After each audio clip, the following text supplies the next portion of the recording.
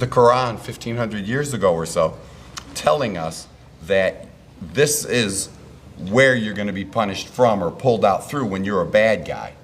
So it's really science, religion, it all agrees for me.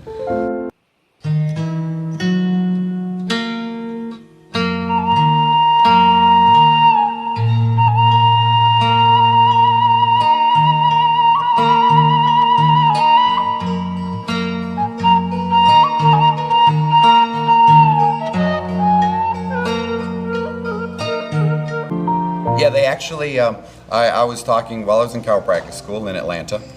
I was just discussing with close friends that it was something I was interested in. I always wanted to know how to pray to God correctly. When I still have a Quran someone let me borrow, they gave it to me, and I got halfway through it and that was the end of it. This was exactly, it just made sense. The Quran, even in the English translation, just completely made sense to me. Like the brother was mentioning, all the prophets in there, I had already studied about. The Quran just provided me with a cleaner option of all those stories, and then it added to it. It is just a beautiful addition to the thoughts I already had.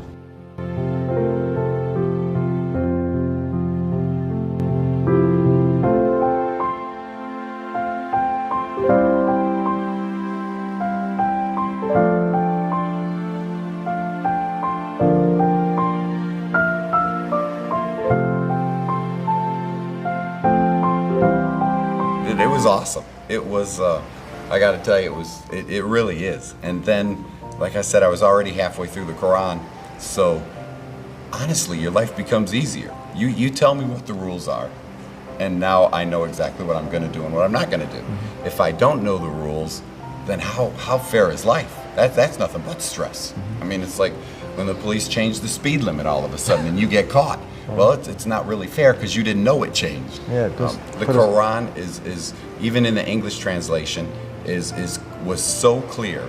This is exactly how we do things. This is right. This is wrong. These are the rewards. These are the punishments. It makes it easier for me to be a father. Because imagine if I'm wrong and my child brings the Quran to me and says, "Dad, you're supposed to do it this way." Well, my child's right and I'm not. It's really simple.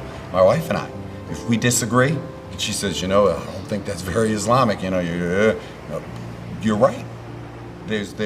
It simplifies. Islam has simplified my life beyond any measure I could have imagined.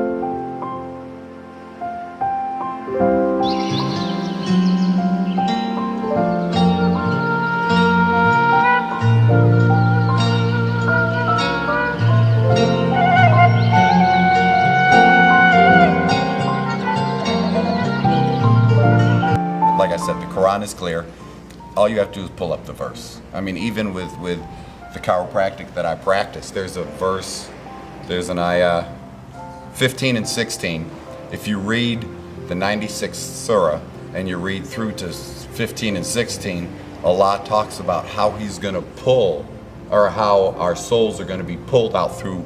The English translation says through our forelocks, right? Through our foreheads, they're going to be ripped out. For a believer, it's just a little perspiration. With my functional neurology, what area now do you think science should support religion and your religion should support your science? If they're right. Where do you think you make that final decision whether you do something or you inhibit that bad action? That's the forehead. That's the frontal lobes. That's the forelock. That's the brain. There's no way we knew that 1,500 years ago.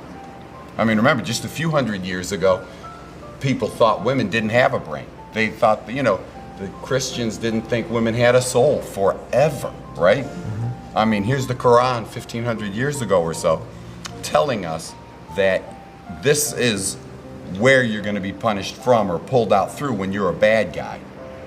And that's your final inhibition, that's your final initiation of the good or bad you decide to do. It's the forehead, it's the forelock. So it's really science, religion, it all agrees for me. كلا لئن لم ينته لنسفعا بالناصية ناصية كاذبة خاطئة